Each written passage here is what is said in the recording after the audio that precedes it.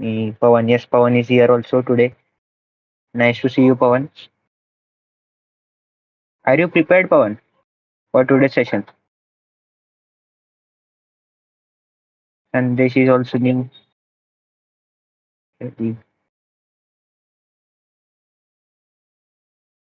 Okay, so be ready, presenters, for the questions asked by Pawan.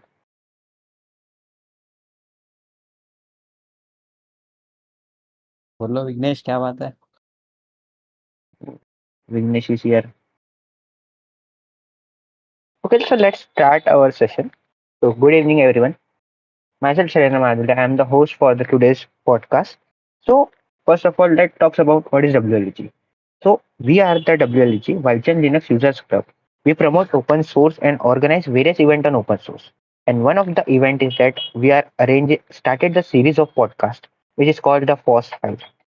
So, let's give you the brief intro of what is the FOSS File. So, the FOSS File is the podcast where we discuss about new technologies and various open source technologies to connect with the like-minded people who likes to talk on the open source and want to contribute to the open source, and we give them a stage to put their opinion and talk about more about the open source. So as a success of the first file season 1, which is nothing but language layer, where we had 4 and 5 episodes where we discuss about various languages like Go, Rust, and various others. So now, according to the public demand, we started our season 2, which is the database Chronicles, where we had ended up in the next week, previous week, regarding the season episode 1, which is the decoding the databases. And now we are here with our episode 2, which is SQL versus NoSQL. So, how many of you know what is meant by SQL and NoSQL? Let me know in the comment section. Yes or no? Fast, guys. Yes. Pawan, know what is meant by SQL. Wait, no, no. I know SQL. No, no. Okay. So if you have a doubt what is meant by SQL and NoSQL, every doubt will be cleared here. Put your opinion here. Ask the question to the presenters. Everything will be done here. So let me introduce to you the presenters today. So let's start with our previous presenters. First is AK Tushar Rathod. Second is Aradhya Pitalwar. Third is Bhavik Arora. And we have one special one here, which is the Dosh Bag intern, which is none other than Madhusudan Kabra. Congratulations, guys. You can speak now. Presenters.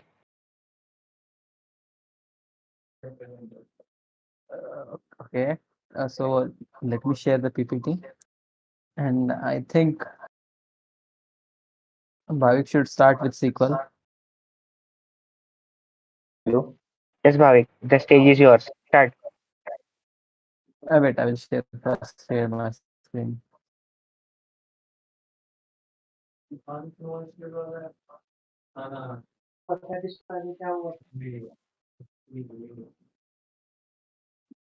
Hello. Yeah, Bhavik, you can start. Am I audible? Yes, yes. Yes, you are. So, guys, can you tell me what have you learned in the previous season, previous Madhu, episode? let's go with the agenda. Discuss the agenda first, then start your presentation. So, basically, today we are going to see SQL versus NoSQL, which are the two types of databases. Can you guys tell me what have you learned about databases in the last episode? Anyone in the chat?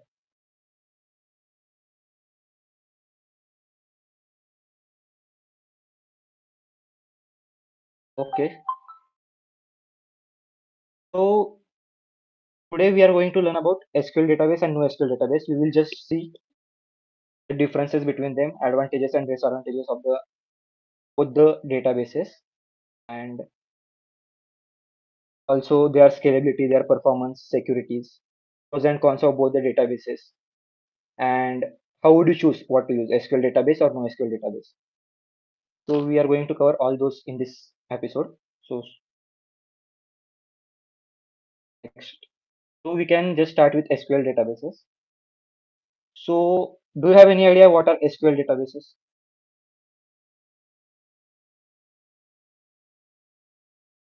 Anyone in the chat? I guess Pranav said he knows SQL, right? So can you just tell what is SQL according to you?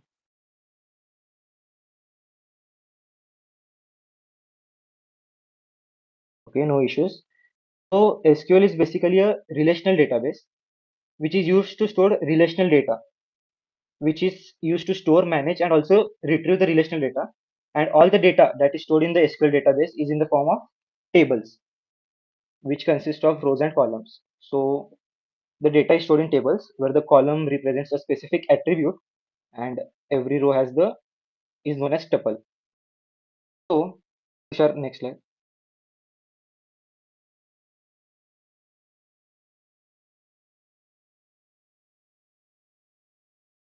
Sure, next slide.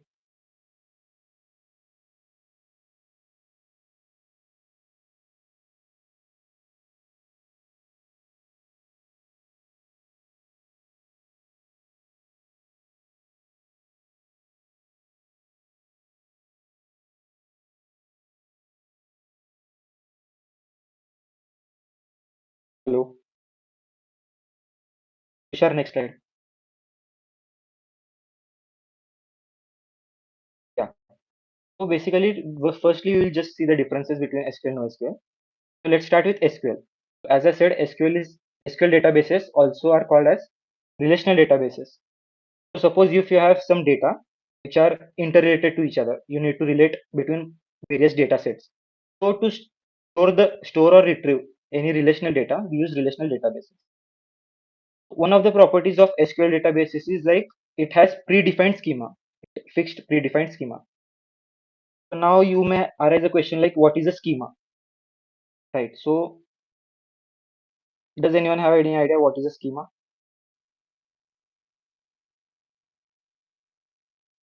So schema is nothing but it's just a you can just see it as a structural view of your database. So it's just a structural view. Whatever columns are there, their properties. Yeah, as Pawan has mentioned, it's design or pattern of your database. We just describe what our database will look like, all the columns, constraints on the columns, everything that comes under schema. Also, SQL databases are not suitable for hierarchical data. As I have said you, it is generally preferred for relational data. We can store hierarchical data, but it will be difficult to retrieve that data, hierarchical data in SQL. NoSQL is more preferred for hierarchical data. And speaking about the scalability and ACID properties, we will see about them in the upcoming slides. Now Bhavik will tell you about NoSQL. Okay. So, am I audible, Madhu? Yes, yes, Yes, you yes, are. yeah. Okay, fine. So, as I have seen in the chat, many of like some of you were knowing what is SQL. So, before diving into NoSQL, first tell me, did anyone know the full form of NoSQL? Like, is there any full form of NoSQL? Anyone?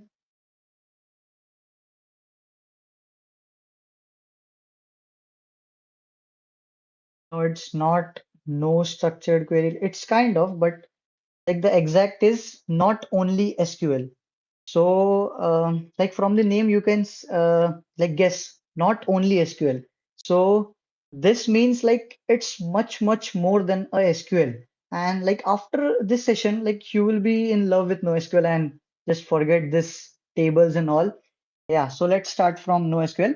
So NoSQL database is like it's not like we are storing some datas in tables.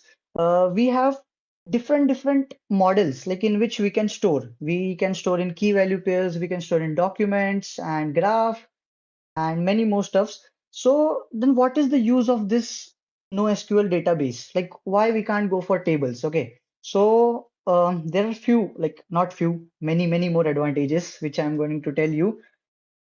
Um, I think PPT is not visible. Just a minute, guys.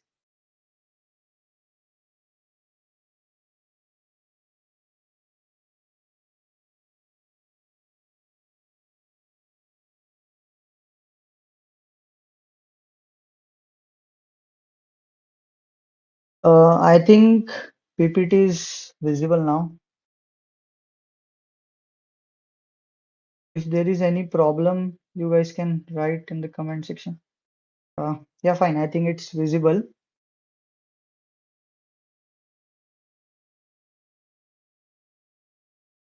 Okay, like I can see Aradhya has asked one question. Like, so anything that doesn't store tables, doesn't store in tables is NoSQL. No, that's not like that, Aradhya. Actually, it's not just based upon like not having tables. There are some models, data models upon which we can categorize them into NoSQL. So like we will look into it as we move further.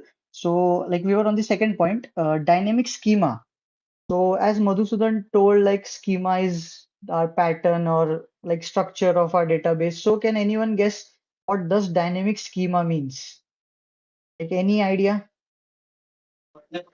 So then can you show us how schema looks?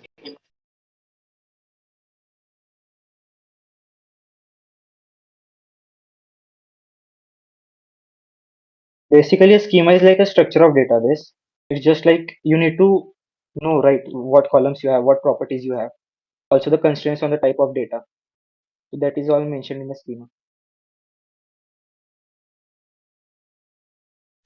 Madhusan, if your laptop has a MySQL software, can you please show it in that? Yeah, I will do that just a minute.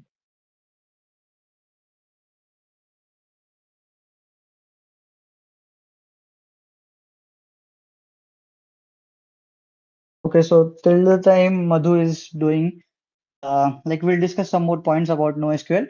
It is written it is best suited for hierarchical data storage. So why does it stores hierarchical data? Like due to different models. Like there is not only one specific model due to which we can have hierarchical data and many more complex data that is not available in SQL databases. And also there are few stuffs written like horizontally scalable and cap. So what are they? We will see in next slide. Okay, like Madhusudan is telling the schema. Just a minute.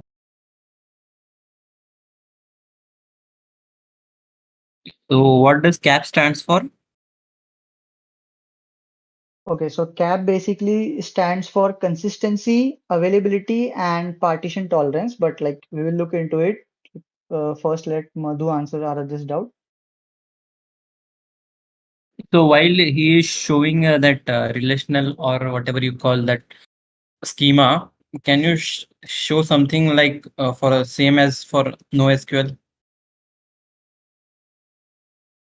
Okay, like I can. Yeah, yeah. And one question is that if NoSQL has dynamic schema, then why does the term models exist? Because model has a fixed schema, right? Like models is not like schema. We can say model is like a type of representation. There are different types of representation of data. Like we can represent in key value pairs, graphs, documents. It's not like schema, Still it creates still it creates objects in a fixed manner, right? So right? So Okay, Madhu basically, would like, like to share the screen now. okay. okay, let's first understand Madhusudan side. SQL schema. Yeah, Madhusudan, you can share. Yeah, I will do that. So, so meanwhile, we can look up to the chats. So Pawan is having so much knowledge about acid properties. Is my screen visible? It's buffering. Just wait for a minute.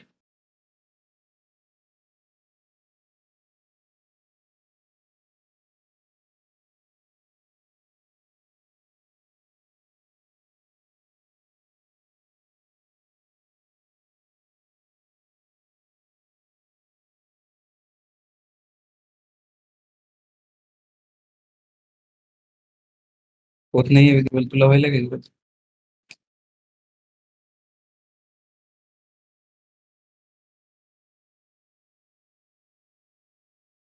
It's still not visible. Is it visible, Aradhya? Yeah, yeah, it is visible now. Yeah, basically I have created a table This is the syntax to create table. Just create table, table name, and I have given the properties like my table needs to have a name, roll number, age, and address. And I have just mentioned the data types. A name is of varchar, roll number is of int, age of int, and address also of varchar. So basically, when I do describe ABCD, here I can see the schema. So I can just have what columns I have and the type of their.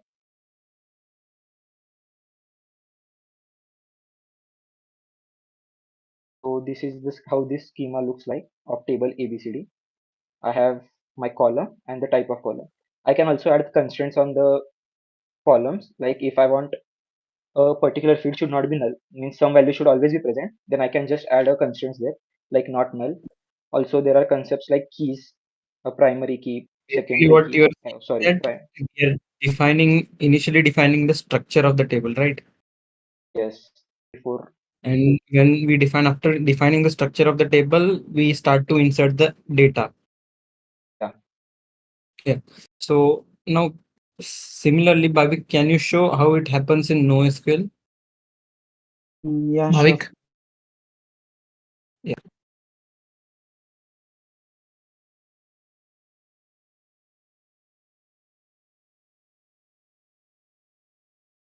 and also point out the key differences between these two. Hello. बोल. हाँ, okay. Okay, is my screen visible?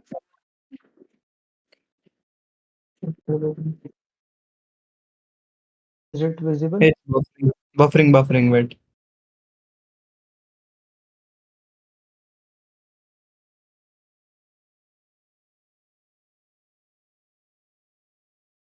Chat कर बहू. Visible? Not yet. Not actually.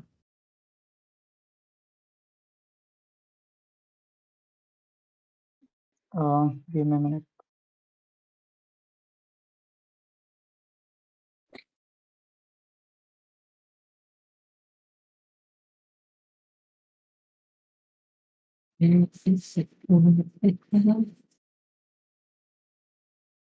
Okay, is it visible now? Yeah, it is visible. Yeah, Yeah, okay. so Aradhya, this is like in MongoDB, which is a document-based database. Like here, I have two documents, and each one has a fixed, like not fixed, huh, but like a document contains data in JSON format. So here I have an ID, post, user, body, and underscore v. So like these are the attributes.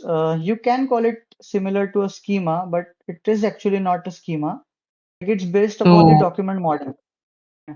so can you change one of the objects or add a different property in one of the objects or delete it so we Yes, can yes, see the dynamic property of yes. NoSQL? Yes, I will do it from start. Here is the option to edit document, and here I can add another field. Hello. Yes, am I audible? Yeah, you are audible. You can Zoom करो भैया. Bhavik, can you zoom a bit? Actually, it's not visible for mobile users. I think yeah, it's I cannot zoom into MongoDB. yeah. We cannot zoom for mobile users or PC users. You can see on full windowed screen, or you can tilt your phone. Yeah,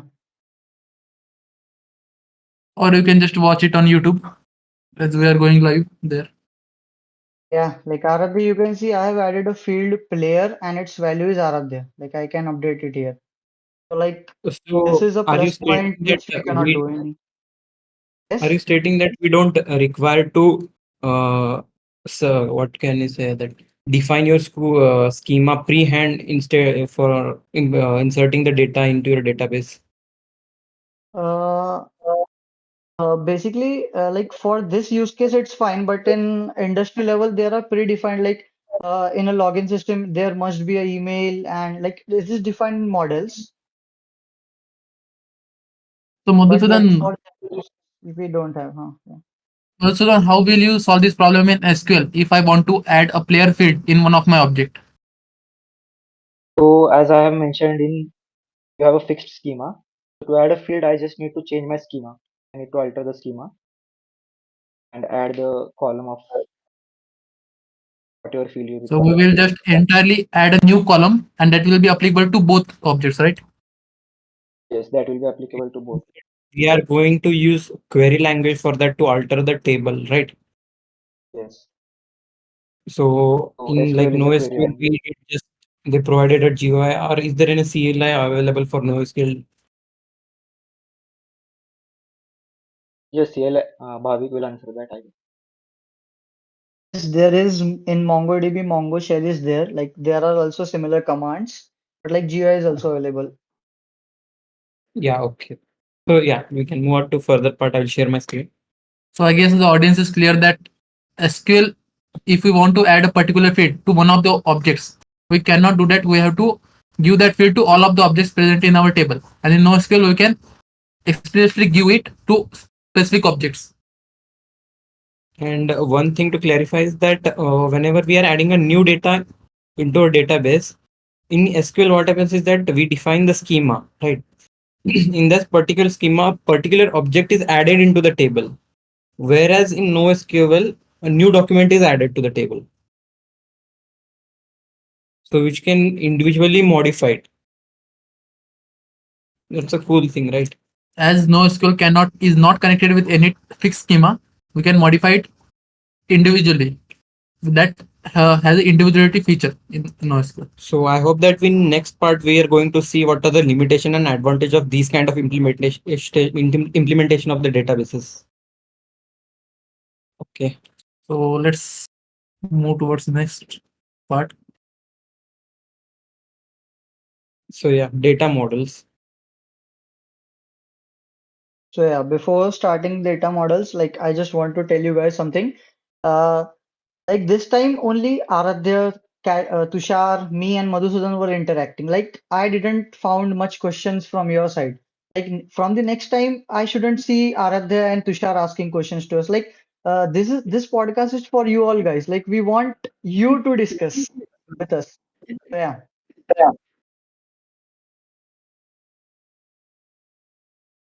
Yeah, please be interactive, guys. So, talking about data models are just conceptual tools for describing the data that you have, the relationship between data, and also the constraints that you have applied. So, speaking about relational data model, in relational data model, data and their relationships are represented by using interrelated tables, where each table is just a group of columns and rows, where column represents attribute of an entity and row represents the multiple records. So this was relational model. Now, in case of ER model, it is all as entity relation model. It is just a graphical representation of some entities and their relationships with each other. So now, speaking about an entity is just a object of a real world. You can take it as an object of a real world. So in ER model, we are just making graphical representation of some entities and their relationships with each other. And ER diagram is very crucial for creating a good database design, and it is a high level logical data model used for conceptual design, means for designing a database. The next model is, which I guess the screen is not visible. What? Screen is actually visible for in my mobile and in Tushar's laptop also. Okay, just I will check my side. Just a Actually, minute, chart guys. is I will also check seen my internet. visible. Is there anyone in the chart whose screen is not visible? Yes, so yeah, it's visible for me also now. So I was on ER model, right? So as I said, ER model is nothing but graphical representation of some entities, which are nothing but you can consider them as objects of real world and the relationship between them. Now, speaking about object-oriented data model. So in this case, in this model, the data and their relationships are combined in the single structure, which is referred to as object. So basically, all the real world entities and their relationships, we are just storing them together in a single entity, which is referred to as object. One of the major reasons of this object-oriented data model is like to reduce the gap between the traditional relational databases that we use and the object-oriented practices that we follow in programming languages like C++, Java, Python. So this is the main aim of object-oriented data model. So the further models will be explained by Bhavik.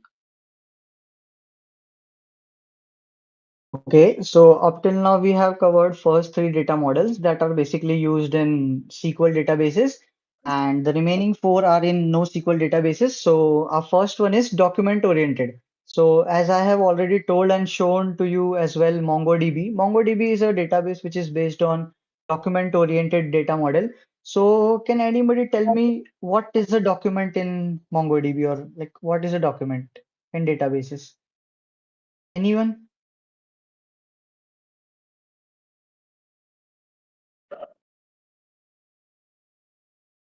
We have no idea. Okay, I think nobody has an idea. Okay, so let me tell.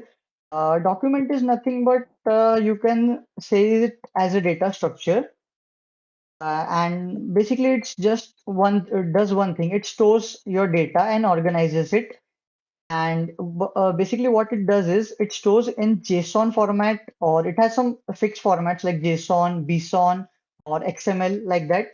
So does anybody know what is the full form of JSON? Anyone? JavaScript object notation. Tushar, I am expecting from not you. Okay, so can anyone tell me what is the full form of BSON? Like, does anyone heard this before? BSON, BSON. Any random guess? Like, it's very much similar to JSON.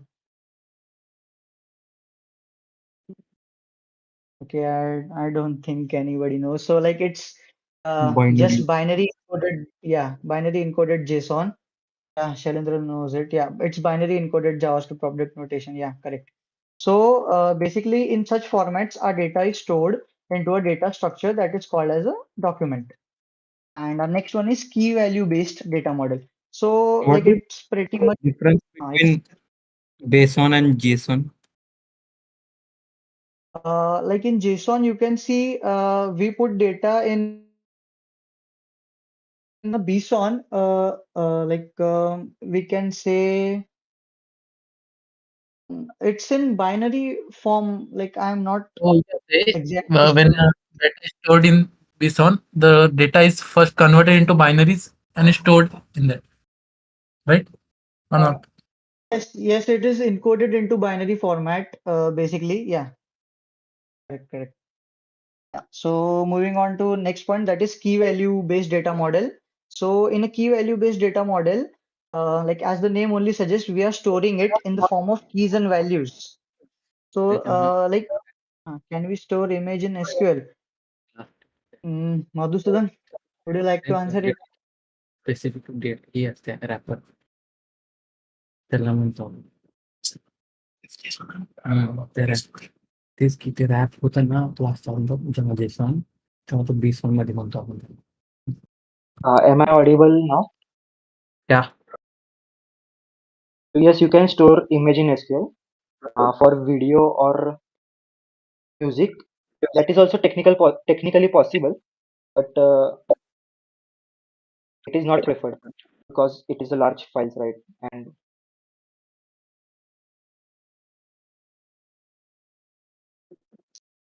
Yeah, so I image can think be stored, but video and music files are not preferred to be stored. Okay.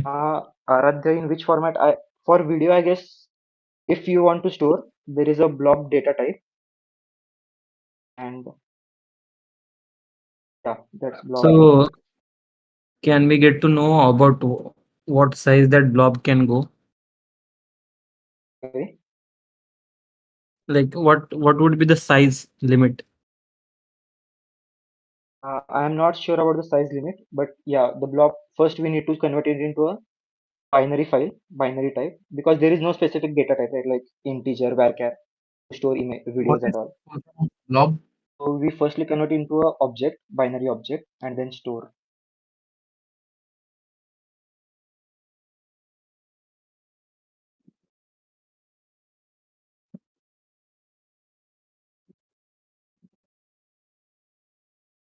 So blob are basically compressed version or what?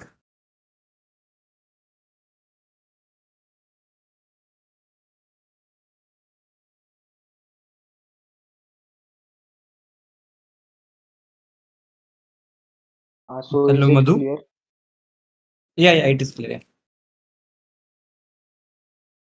Can I take PPT to the next slide?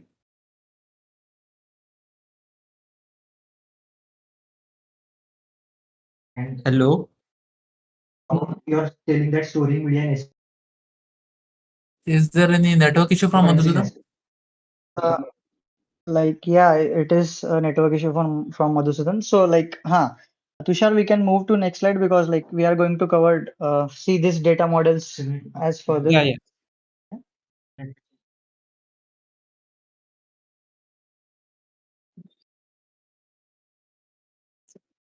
Bhavik, can you explain? Can you explain your part? Then we'll get to Madhusudan. I'll just notify him. Okay. Yeah.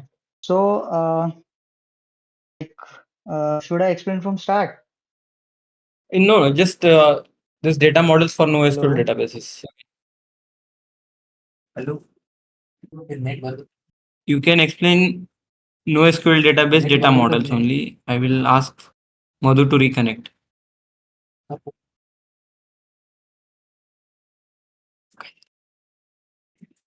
Hello. Hello, Bhavik.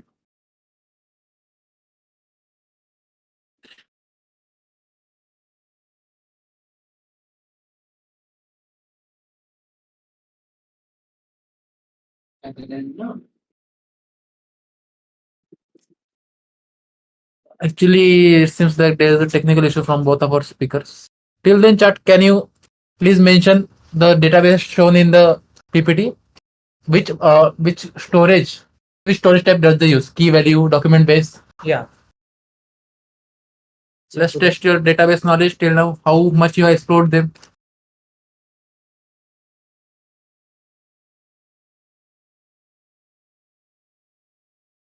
Chat. Upon continue करो.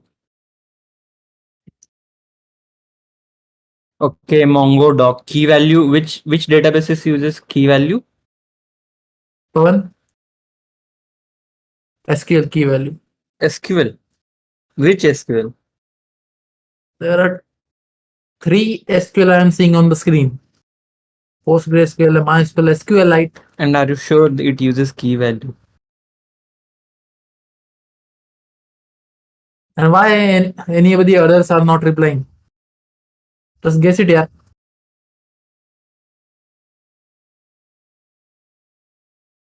So let me explain. So on the left side you see PostgreSQL, MySQL, and SQLite. These three databases uses relational model, relational data model, you can say. And this relation data model is represented as tables itself, in which columns represents the data entities and rows represents actual value or actual data. So PostgreSQL, MySQL, and SQLite uses tables, in short, you can call. And here you can see that first is that column based. Like these columns are randomly implemented, right? So these randomly implemented columns is used by Cassandra. Its structure is a little bit complicated than SQL, but it's similar to SQL, you can say. And it is randomly distributed because Cassandra is a distributed database system. Since multiple, like suppose I have a single database in Mumbai and another database is at Delhi, which are remotely connected to each other. So we can say that it is a distributed database system. Then next is a key value system. The key value is used by Redis itself. And this Redis is a in-memory database. The value, the like data is actually stored into a RAM. And actually, whatever the data is stored into RAM is fed to the user from RAM itself. There is no use of disk. So you can use your actual disk when you implement a persistent storage. Like whenever the data that is present in the RAM, you can save it to disk using its one of its feature. And the next we can see is that graph based. So as the logo We can also guess that it is a graph-based representation. Neo4j use. Yeah, Neo4j is used like you guys mostly saw Google Maps, right? So there is a Google Maps. Whenever Google Maps wants to retrieve the data, actually what kind of data is stored in the databases? Geospatial indexing is stored into your databases. And this graph-based database such as Neo4j helps to store geospatial index into a database. These geospatial indexes are like 3D to 4D models are there. So storing these data is complex stuff. So for specifically for that kind of data, Neo4j is designed for the, and one of its application is Google Maps database, you can see. And next one is document based. As you all know, document based is MongoDB itself. So is there any doubt or any cross question you want to ask? Since both of presenters are gayab, let me see my chat. What? Naito, am I audible? Yeah, you are audible. Yeah, thank you.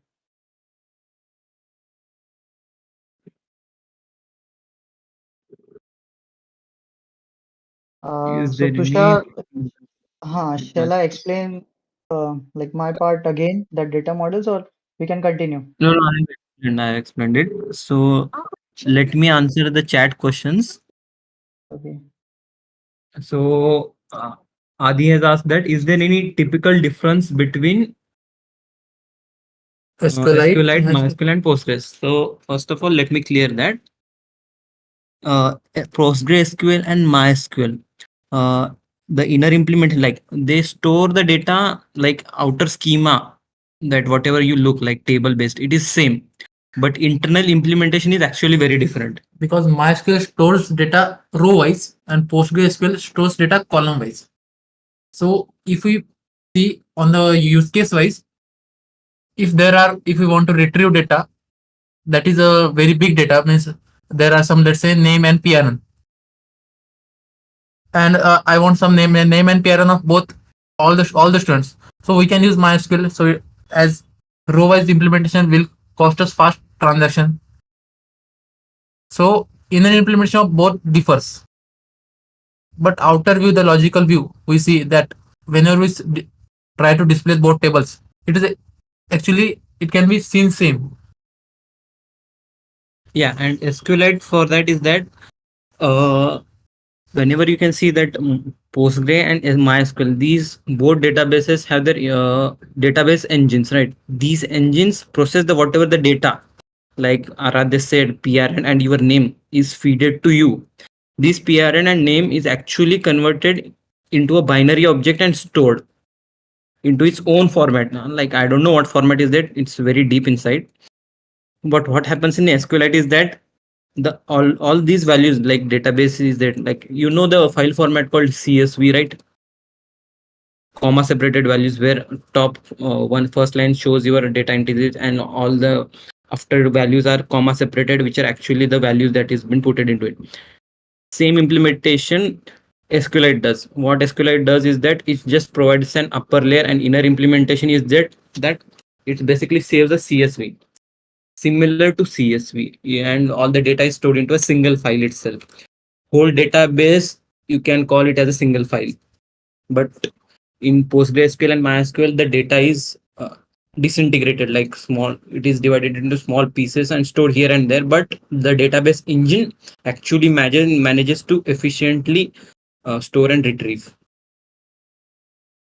So have we got the brief idea of why they differ?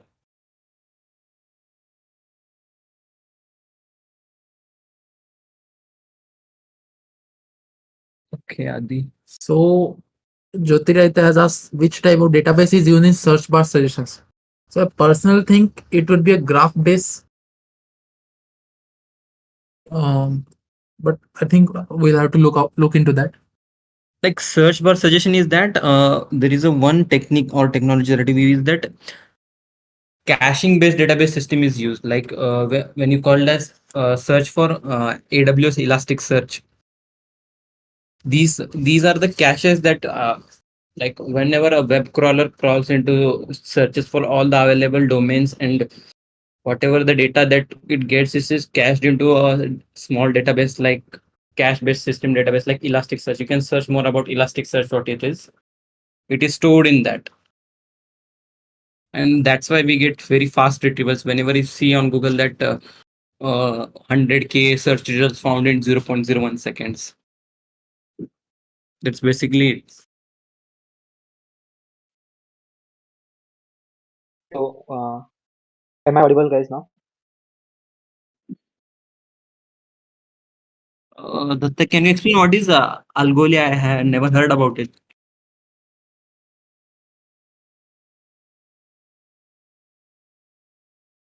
Am I audible, Aradhya? Yeah, you are audible. Yeah, Sorry for the technical okay. difficulties. Yeah, no problem. No. So you got any more idea about that Algolia?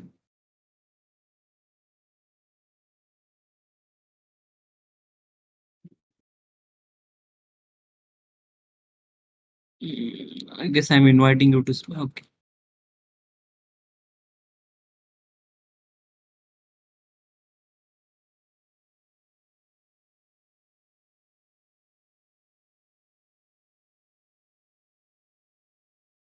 Yeah. Madhusudan and Bhavik, you can continue. Yeah, so I hope you are clear with the data models and the examples. I guess Tushar has explained you. So now we can Yeah. start with the ASCII properties of. So guys, ASCII properties are property used by relational databases. So have anyone have any idea of ASCII properties? Does anyone have any idea? Yes,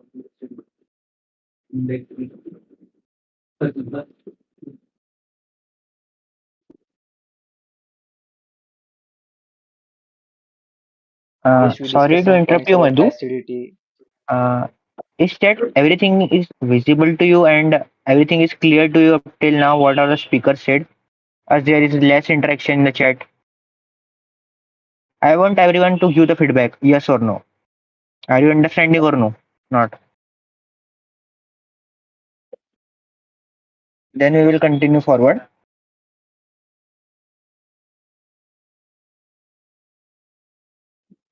There are 28, 30 audience now.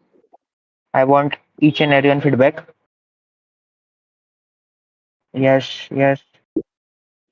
So why are you not interacting? Why you don't have any question to ask? Like we have the Deutsche Bank intern with us, Madhusudan. He can ask you anything. You can ask anything to him. Yes. So many are saying yes, but you are not interacting. What is the reason?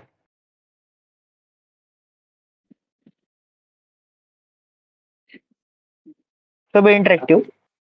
Let's hand over to Madhu. Continue. Let's start with the ASCII properties.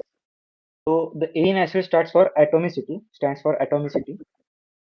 So by the name itself, you can say right, atomicity means the entire transaction is considered as a single unit. And by atomicity, we means that either the entire transaction takes place or there will be no transaction. Means either 1 or 0. There is no partial execution. So suppose if the transaction is completed half and if it fails, then there is no resumption. You have to restart the entire transaction again. So this is what atomicity means. So taking a small example, I can say like suppose I have 1,000 rupees in my bank account and Bhavik has 500 rupees. So suppose I want to transfer 200 rupees to Bhavik. So it should not happen like that, right? Like the 200 rupees are debited from my account, but Bhavik has not gotten credit of that 200 rupees. So that is what atomicity is. If 200 rupees are debited from my account, 200 rupees should also be credited in Bhavik's account. It should not be the case that 200 are debited from my side, but Bhavik hasn't got that money. So this was atomicity. So coming to consistency. So consistency basically means that before the start of the transaction and after the transaction has completed, base integrity should be maintained. The database should be consistent. So it's like, yeah, once done is done, right? because of this the data should be consistent, means it should be available. Hello, आवाज नहीं आ रही क्या? Hello, am I audible? Yeah, sorry. So this was about consistency. And in isolation basically means that if multiple transactions are occurring simultaneously, right? So no transaction should interfere within each other. So this was isolation. Every transaction that is going on should run concurrently, and that are running concurrently should not interfere with each other. So, and coming to the durability part, so durability is like once the transaction has completed and the updates that we have made are committed to the database, so that should be permanently there on the disk. Means even if the system failure happens, Uh, the data Wait should a be minute. consistent. There are a lot of doubts in the chat. Let me clear it. So first thing is that Algolia, it is actually not a database. I have searched. It is actually a search engine implementation which refines your search. But actually, as I said previously, the database that is used for searching, like whatever I search on the Google or any, suppose you have implemented your own application and you want to search for whatever is that is present, we use services like Amazon Elasticsearch, AWS Elasticsearch. You can go through Elasticsearch. It is actually, you cannot say it is cache based database. It actually caches some values for you pre-hand, and whenever you made a request, it will provide you with your query result. So basically, it's a search algorithm which is performed on the available data. Yeah, that's what Algolia does. And the next thing is that about Pawan, what we was asking that doubt on storage in terms of column and in terms of rows, right? So basically what happens is that whenever a data has to be stored into a database, our database engine, what does is that internally we need to have a reference to our database, right? So what happens is that I don't know which one implements what. Suppose I take Postgres. If Postgres implements column based storage, it means that each column values, suppose there is a column of PRN, and PRN is the first PRN is 2151001 and 2151002. These are the continuous PRNs up to 100. Whenever you want to do indexing, the index is provided to the column value itself. Column, like whole column 1, 2, 3, this PRN is presented. It is actually given indexing based on that. And whenever there is row based storage is mentioned, the whole row is indexed. Do you get the basic idea? So I will paste an image to get a clear idea about that. You can see the image I have sent on the chat. Just check it. It provides a clear understanding that how the row wise and column wise storage is implemented. Why Django don't use NoSQL? You can use NoSQL. You can use whatever database you want to use.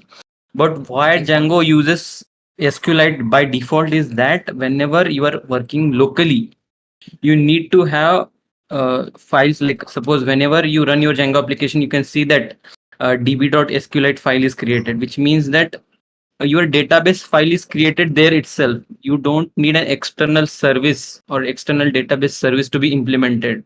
So Django pre-handling makes it easy to give you data, your own database into your own folder itself, instead of using another service to store your data into another application.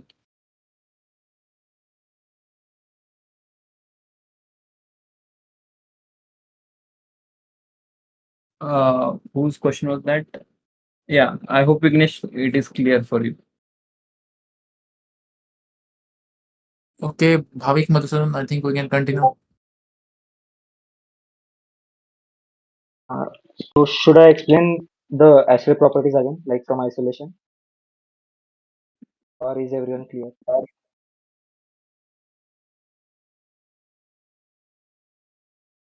Is this correct slide, or I am just asking, should I explain from the all the properties again, or is everyone clear? Yeah, everyone is clear. You can. Yeah, so you can explain. So I guess now Bhavik will explain the cap properties. Next slide.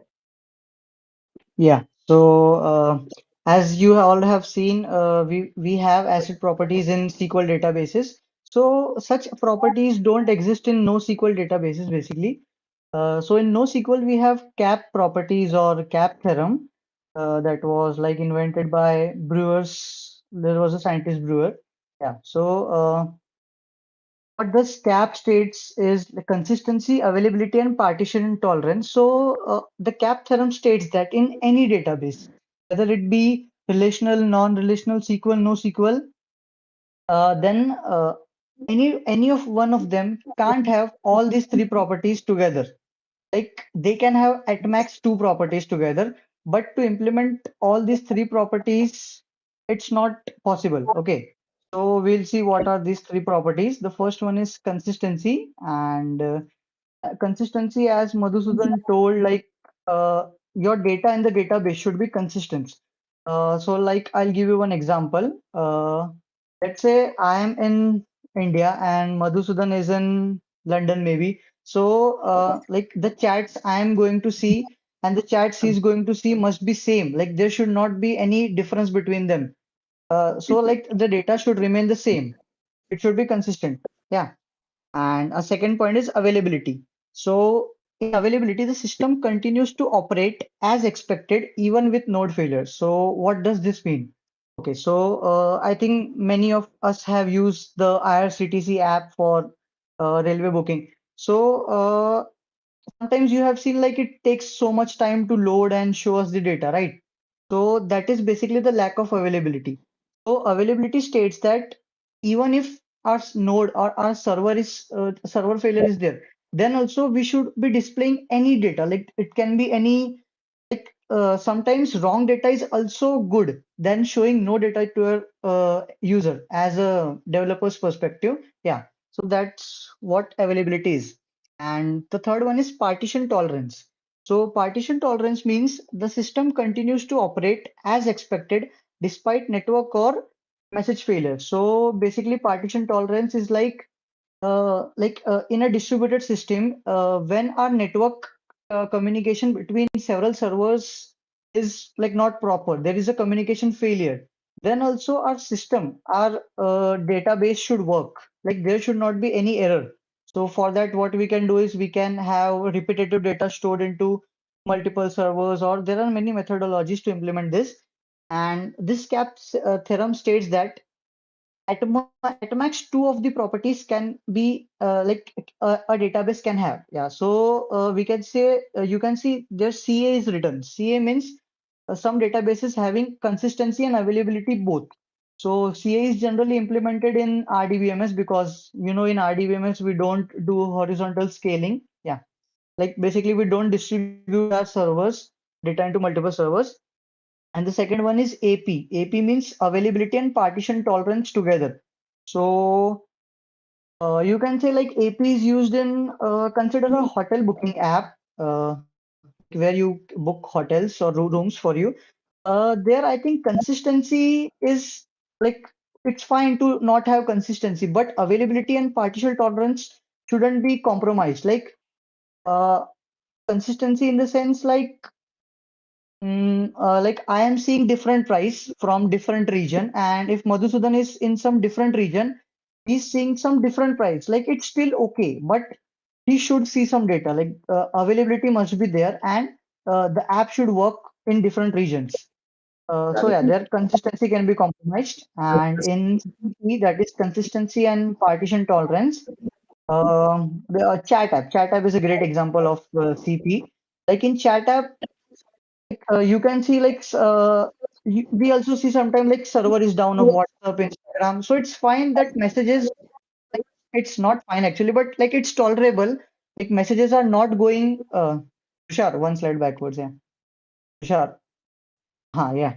So it's fine to don't have availability. Like sometimes your messages are not going, but just imagine like if I texted someone first and the second person texted me afterwards, and if the order is just reversed, like it can be a blunder, right? So for that, consistency is maintained, like the order of the messages should be preserved, and also partition tolerance must be there. Like we can compromise to some extent on availability.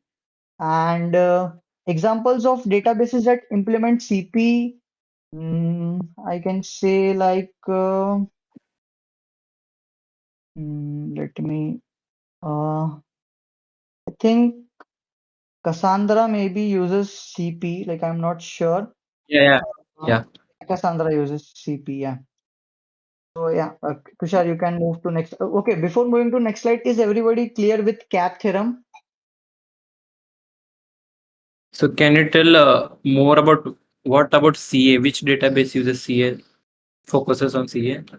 Basically, RDBMS focuses on CA, like they don't Yeah, do horizontal scaling. Yeah, yeah, yeah. And AP? AP, I think I'm not sure. Consistency. I think MongoDB is the one. I can't remember, but I think DynamoDB is also there, which uses AP. Okay, yeah, it's focused on availability and partitions. Or yeah, I think DynamoDB is correct. Yeah. Okay, Tushar, you can move to next slide. So guys, yeah, now we will see how the data is actually stored in SQL databases. So Bhavik, on the So logical wait, level, we have seen that Bhavik, yes. can you explain the difference between vertical scaling and horizontal scaling? Okay, yeah. So horizontal scaling is like in NoSQL databases, what we do is we distribute our database into different servers. Like we implement generally distributed systems. But in SQL databases, what happens is like instead of distributing your data into different servers, what we do is we increase its specifications. Like we can increase its RAM, CPU performance, like doing such things in one server only, in one place only, we are scaling that system. So that is vertical scaling that is generally implemented in SQL databases. And whereas NoSQL believes in distributed systems. Yeah. Is that clear, Aradhya? Yeah, sure. Yeah.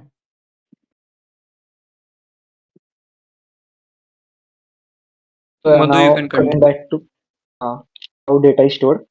So on the logical level, we have seen right that the data in relational databases is stored in tables.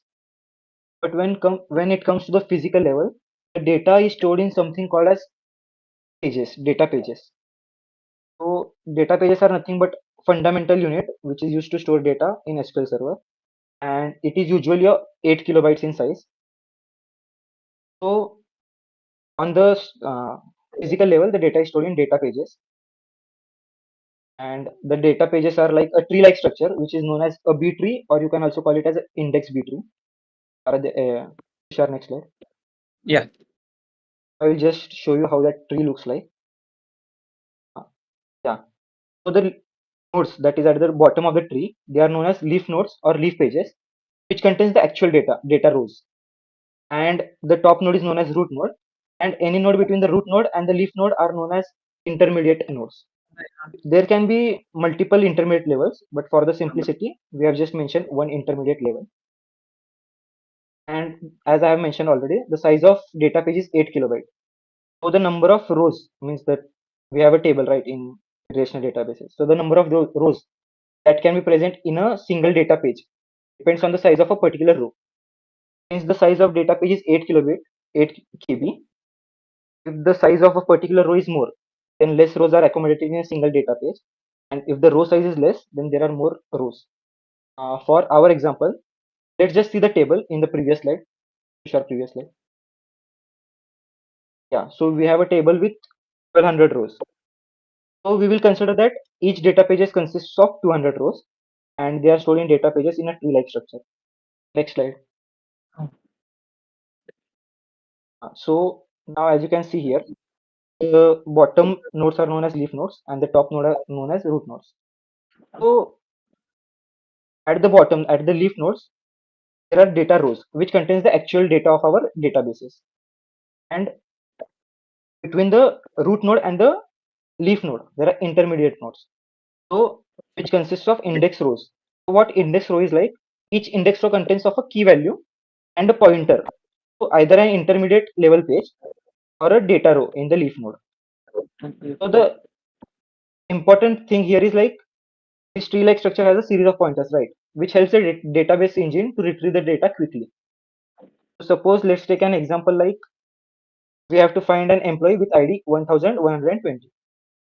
So there will be a query towards database engine, and the database engine will then start from the root node, which is at the top, and then it will pick the node which is to the right because it knows that the entries with ID 801 to 1200 are on the right side.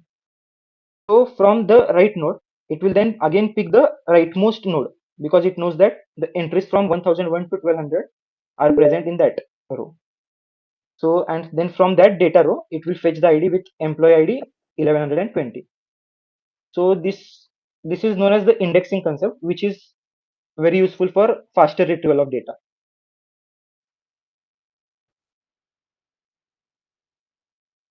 Yeah, so it works like binary. So you can say that in case of clustered index, because here in this table, in our example of this table, we had employee ID, right, as a primary key. So by default, a clustered index is created using that employee ID. Means basically the data which is stored physically is stored in a sorted order according to employee ID. So instead of searching all the 1200 rows, you just need to find a using this index tree, index B tree. So this was like how the data is stored in SQL databases. Now Bhavik will tell how the data is stored in NoSQL database. Before that, is everyone clear with this?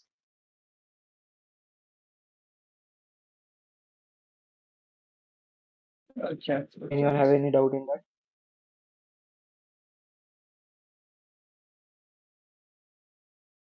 So if you don't have any doubt, then Bhavik will continue with how data is stored in NoSQL. Okay, I think no one is having any doubt. So yeah, just move on. We'll move how data is stored in NoSQL. So first of all, to tell you all guys the NoSQL supremacy, and let's just focus on this slide. You can see there are three tables, namely user, user skills, and user experience. Yeah, this slide only. Yeah, to show. Users, user skills, and user experience. And this all the three tables are interrelated together. Like it's a relational database, obviously in SQL. So just imagine there are 6 rows required, 6 rows, and like few columns are required to store this much of data. Like yeah, and just Tushar, can you move to next slide? Like we'll see what is the beauty of NoSQL. Like in just one document in MongoDB, you can store all this data. Like, isn't it amazing? Like just one single document and it's done. Like no need of three different tables. Yeah, so that's the beauty of NoSQL databases. And like the data which is stored in NoSQL database depends upon different models. So like here we are covering only this document. So in this document, we have stored our data in JSON format, in like object notation format. So you can see let's say our first name is Shane and last name is Johnson. So he was having three different skills. So instead of maintaining a different table, like here in NoSQL, what we can do is we can have an array, a nested array into an object. So that's possible in NoSQL. And the same goes for experience. Experience, inside experience, it's an array of two different things, let's say two different pairs. So here also we can do nesting and we can have an array of objects itself. So yeah, that's the cool thing about NoSQL databases. And like you all guys can know now figure out like which one you should choose for like NoSQL or SQL.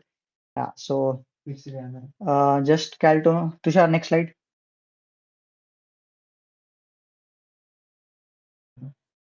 Okay, so up till now, did anyone have any doubt? You all can ask in comment section.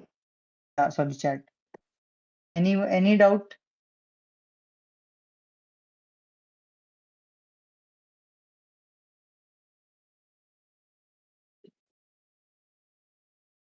Soham is typing something. Yeah, so a single document becomes too large. Yeah, it becomes large, but like it is fine to have large. Like what if if it's becoming very large in like in industry level, then we can bifurcate it into different documents and we can have relations. Like in SQL, there are relationships, right? In relational DBMS. But here also we can establish relationships, but that's somewhat harder. But yeah, we can do that. Any other doubt? So, how can we define relationship between documents? Okay, so as you remember, I have shown you my MongoDB compass. So in that, there was a ID field. So like that is the ID of that particular document, and inside another document, we can mention that ID. And there are few methods in MongoDB. Let's say there is a populate method on the mongoose. Like we'll not go into that depth. But yeah, with that document ID we can mention that document ID into another document, and using some methods like populate method is there, we can gain the data of that document into this, and like we can relate it. Yeah. Okay, nice. Yeah. So I think So, there are Madhu, can no you other tell why doubts. should we use SQL?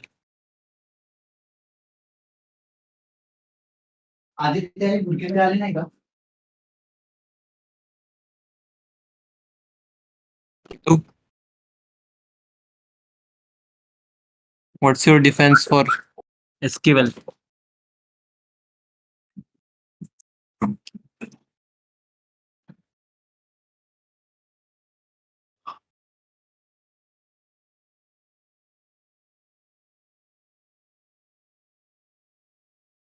I think he is not audible, Madhu.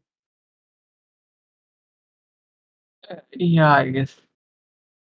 Uh, I guess there is some issue from my side, so I will just speak from Bhavik's account. Yeah. So, what's your I defense? guess there is some glitch.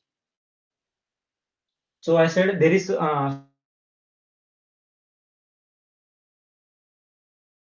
Why would we go for SQL instead of NoSQL?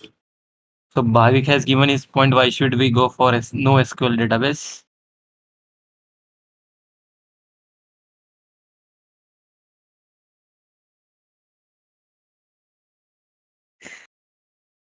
Madhusudan.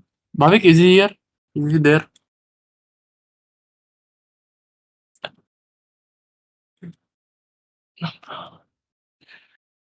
The single okay, ते झालं.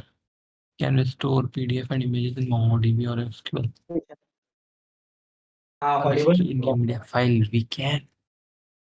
Hello, hello. Hello Tushar audible होतो का मी?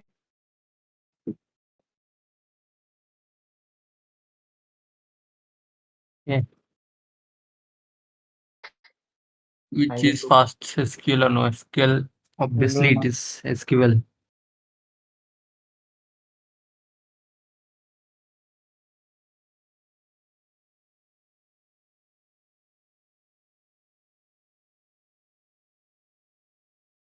So about this media file, we will show at the end. How can we store? hello Tushar. Was I audible? Yeah, now you are audible. Okay. So I was saying that suppose you have some predefined rigid schema of what data you have, and there are some complex relationships. So SQL provides you with SQL is like easy to handle with complex relationships. The complex queries are not required to retrieve any data from complex relationships. So that is where SQL comes into play. Also, as we have mentioned about ACID properties, right? So they are also used for data integrity and consistency. So suppose you are dealing with some critical data.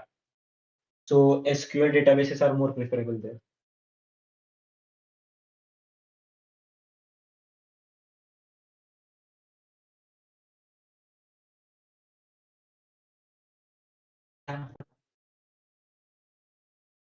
hello, hello. Yeah. So that was, did you get what I was saying on SQL? Yeah, we got it. So now next real life use cases. So yeah, as you can see, the Microsoft, Instagram, WhatsApp, Stack Overflows all uses SQL databases. And on the right side, Discord. I guess Bhavik would explain about NoSQL databases. Okay, so first of all, can anyone, like, it's a random guess, like can somebody guess on what applications like here uses NoSQL and what uses SQL? So let's first start with SQL. What are the applications that uses SQL? Just any guesses? Microsoft. Yeah, that's correct. Insta, WhatsApp. That's also correct. Yeah, guys, I guess I revealed the answer. Okay, you revealed it. And there's one more. Can you guess?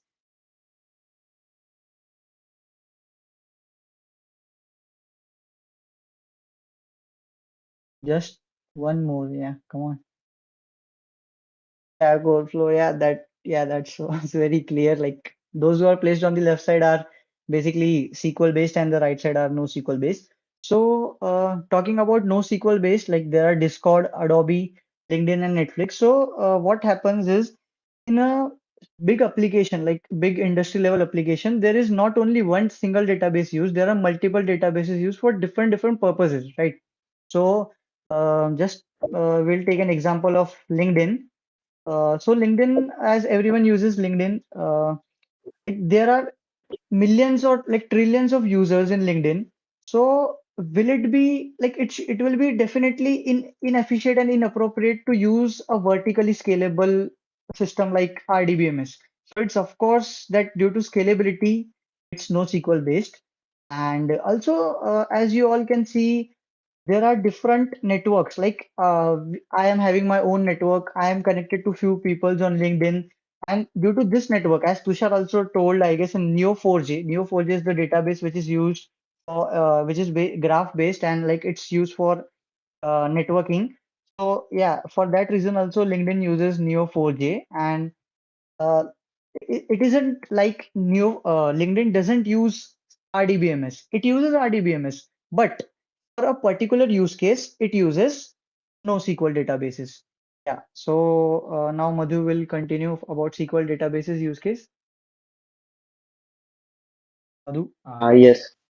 So speaking about now, you can say like what. So why does it use SQL? So what's the main advantage of SQL is like it is lightweight. It is a self-contained relational database, and it requires very minimal configuration and setup. And due to the ACID properties which it provides, it is very supportive for transactions. So the data that you send on WhatsApp should be reliable. So that reliability is provided by SQL database. That is one of the reason. Also, data consistency is a very important factor in apps like WhatsApp. Relational databases provides that too. And suppose you have some constraints on your data. If you have a well-defined schemas with some constraints, that is beneficial while using SQL databases.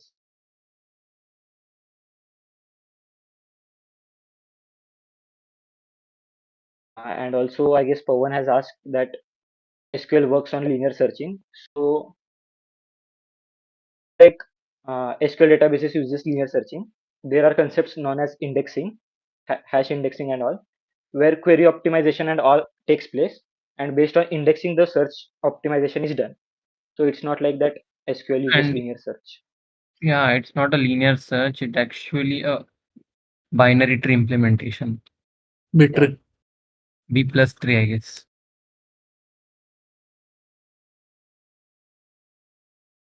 And when I was explaining how the data is stored, I explained about the employee ID, right? That was clustered index. Suppose if someone searches the query using, let's say, name, then that same technique won't work because it is not stored alphabetically, right? So in that case, there is a concept of non-clustered indexing, which you can search on.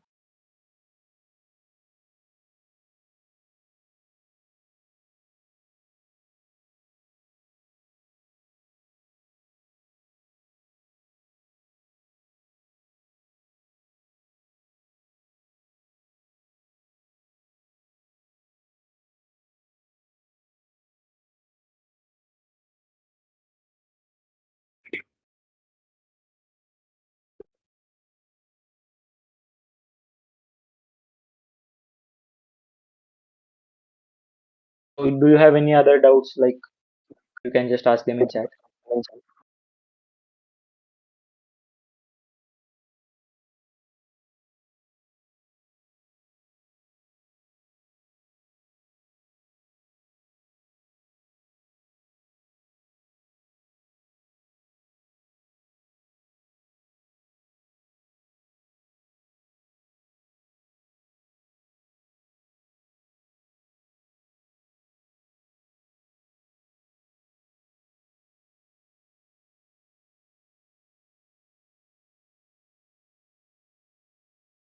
Okay. Let's see the doubts.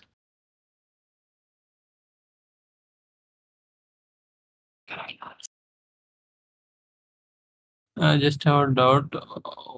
What type of database used specifically for real-time data handling, or there is okay, real-time data handling in the sense what? Can you give me an example? Okay, you said yeah, like temperature apps or stock market apps.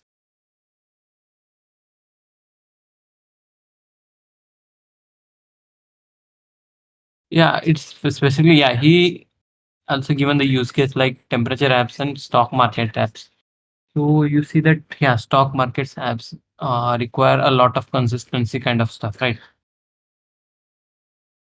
So I guess when handling with real-time data, like let's say a video chatting app or let's say meeting app or a calling app, I think the fastest retrieval of data is necessary. And basically that doesn't matter. That matter in the how the data is stored in database. It actually depends on what storage service we use. Like we can use Firebase or S3 buckets and all. The storage service matters for real-time data. And whichever storage service offers us the fast retrieval of data is we should use.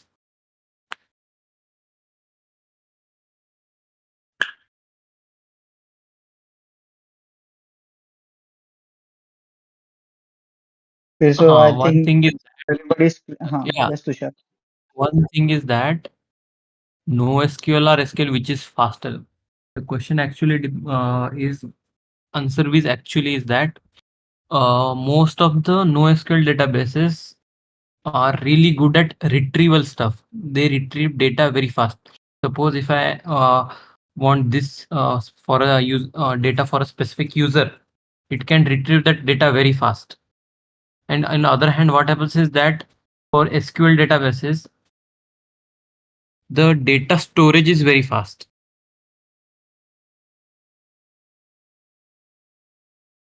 Like whatever, suppose in there are many traffic to like there are many users who are currently uploading the data or the currently that data is flowing here and there very fast and the data needs to be recorded. These records are stored very fast in SQL databases. As a software developer,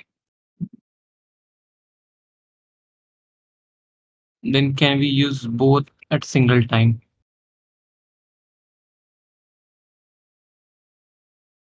One for storing, another for retrieving. How can you use? We can retrieve from the database which in which we have stored, right? Yeah, in which we have stored.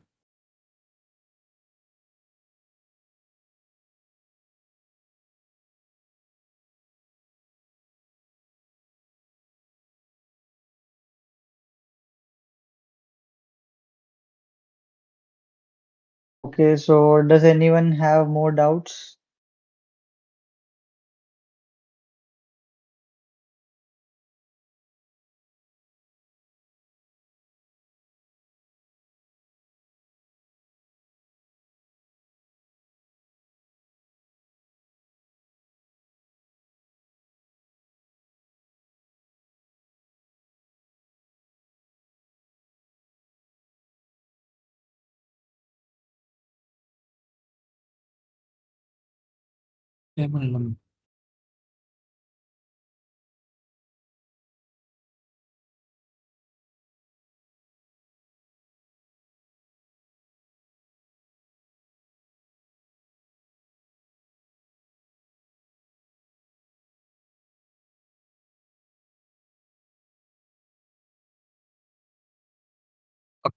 the last thing that the media storage query is remaining.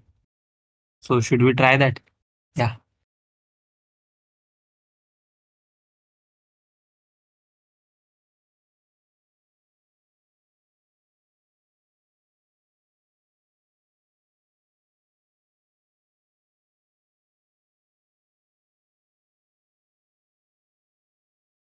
Also, in the meantime, Madhusudan and Bhavik, can you just point out the best, means the worst disadvantage of SQL and NoSQL of both? Okay, so talking about worst disadvantage of NoSQL, I feel it mm, like sometimes it's fine to use NoSQL, but like acid properties are somewhat better to implement than cap, I think. So yeah, other than that, Again, I don't think. Yeah. storage redundancy is biggest advantage, disadvantage. Data redundancy. Yeah, that's also one of the disadvantage, but I think due to availability factor, it's fine to have redundancy for availability. Like we have distributed systems, so we definitely require redundant data. So Okay. like, yeah. So, and Uh, Madhusudan? Now, in SQL databases, as I have mentioned, there are like rigid schema, right? The schema is fixed, it is not flexible. Also, speaking of the scalability, uh, horizontal scalability is not preferred in SQL databases. And in case of vertical scalability, it is not that cost effective. Suppose if you want to increase the scalability to a short, then it's fine for vertical scalability. Otherwise, it is not that cost effective. Scalability is also an issue here. Also, the schema. And if you try to means like go for horizontal scalability, then the acid compliances are very difficult to manage. Also, there are relations, and suppose you need to fetch the data from different servers in case of horizontal scaling. That is also very difficult in SQL.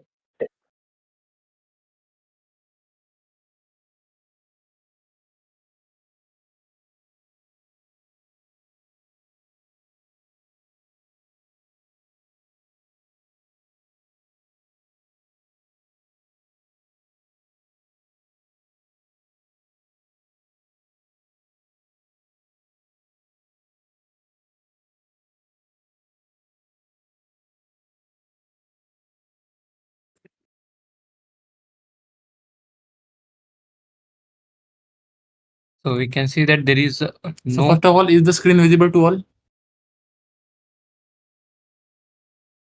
Yeah, Aradhya, it is visible. Okay, let me see it. I can zoom.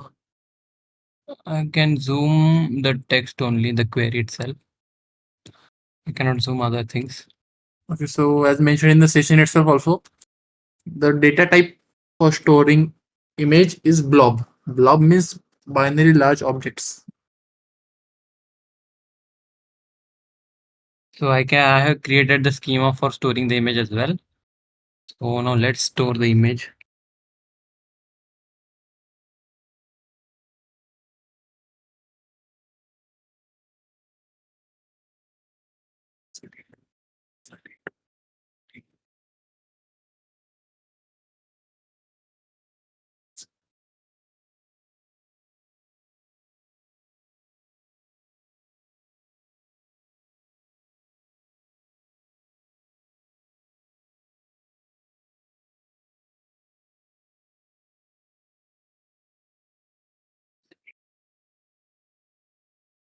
So I can give this path.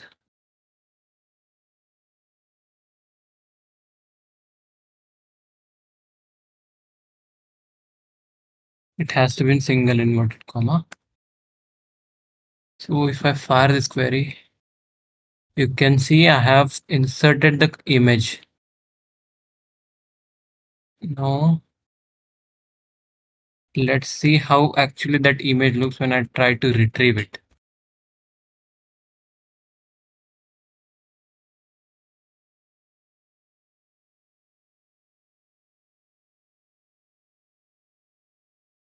You can see that image data is shown as null.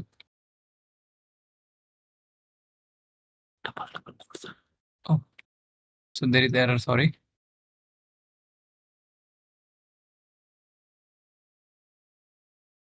Should be like this.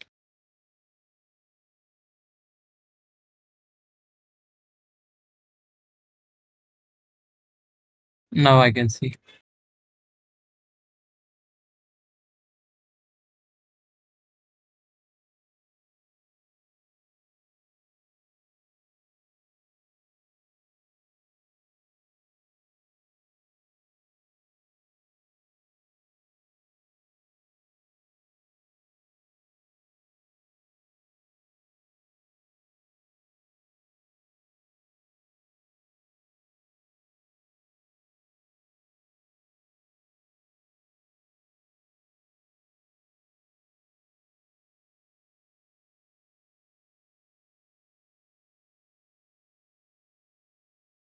Oh, the problem is that I cannot see the data actually, but the data actually is inserted into our database. So one thing I can do is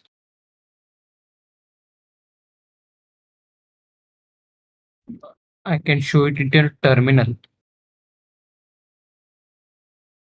SQL over the terminal मध्ये मग दाखव.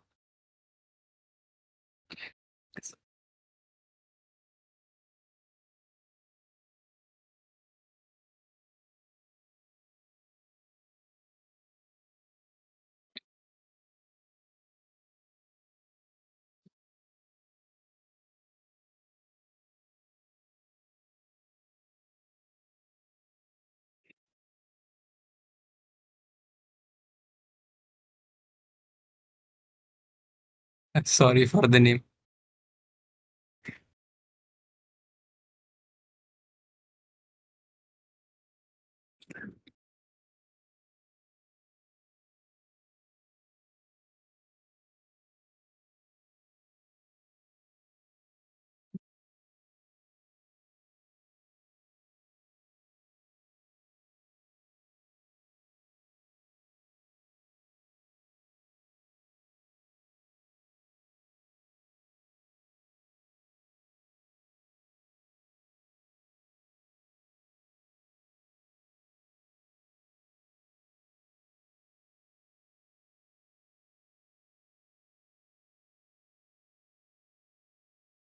क्या दाखवतोय?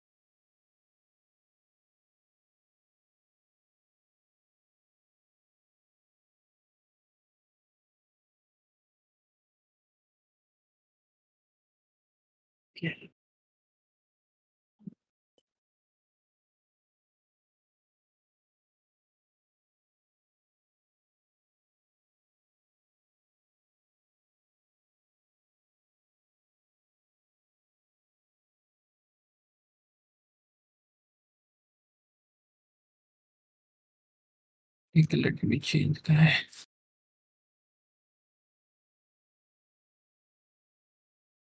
Let me once again create the table.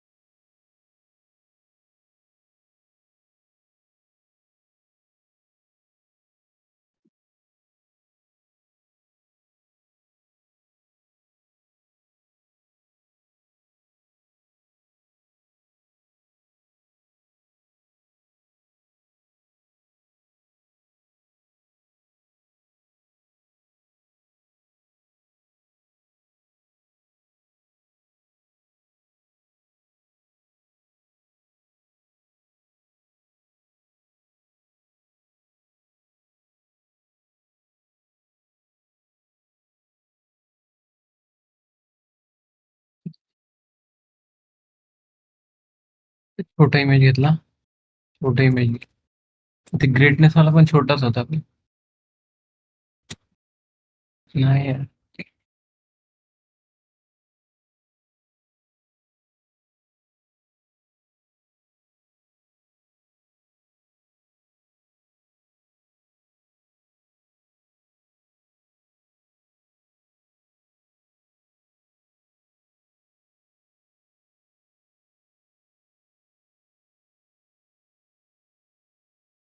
झालं ना? करणार का DLP चालू करून? So there is an error. We can try it in next session. We will check. We will display that in the next session. तसं काय नसते, file कसं बी चालते. ट्राय करून बघत आहे.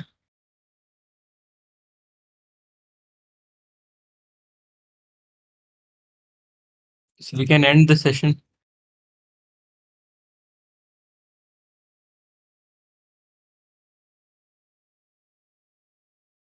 Shailendra.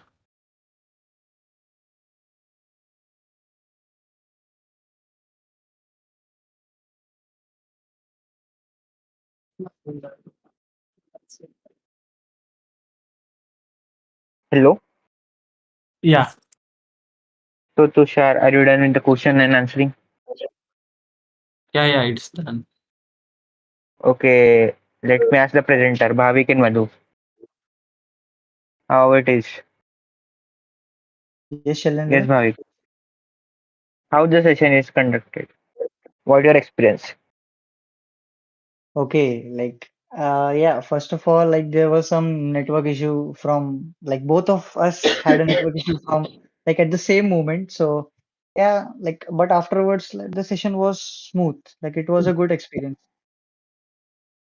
Yes, I think lots of network problem Uh, has done today, especially from Madhu side. Okay, it's yeah, okay. there. So, yes, Madhu. Yes, I guess there were a lot of technical glitches, or I can say network issues. Uh, but yeah, it was great experience. Hmm. Thank you guys for So, patiently listening. audience, how was the session? Any feedbacks?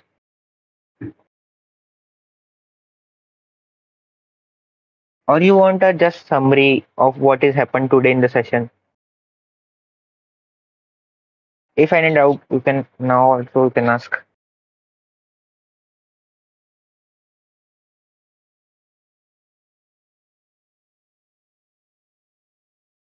Yes, there is lot to explore remaining. We can explore in next week. The next session will be there. Stay tuned for that.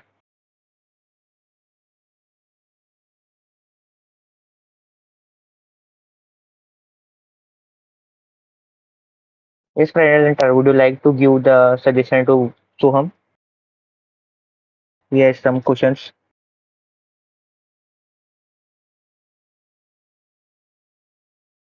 Yeah, so you can just means this was the overview that you got in today's session. You can explore on more things. As I said, I just explained the basic of B tree. You can explore how that works. B index tree. Yeah, you can explore all the topics in deep. Yes, guys, you can I recommend the which on which topic you want next podcast. Yes, Bhavik, you are saying something.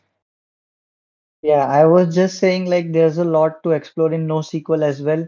Like you can explore databases like Neo4j, Cassandra. Like there are many databases to explore. Yeah.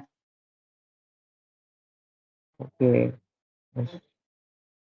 So let me give you a summary what we have learned today. We have learned what is meant by SQL, what is meant by NoSQL, and what are the acid property in the SQL, and which is faster, which is slower, and how the retrieval of data is done, and how we can store the data in it. These are the topics we are covered in the this today's podcast, and whatever the things you have learned, you can make a list out of it, and you can explore the things you can afterwards. And you can also suggest the topic you want in the next podcast in the chat. And thank you for listening patiently. Thank you, guys.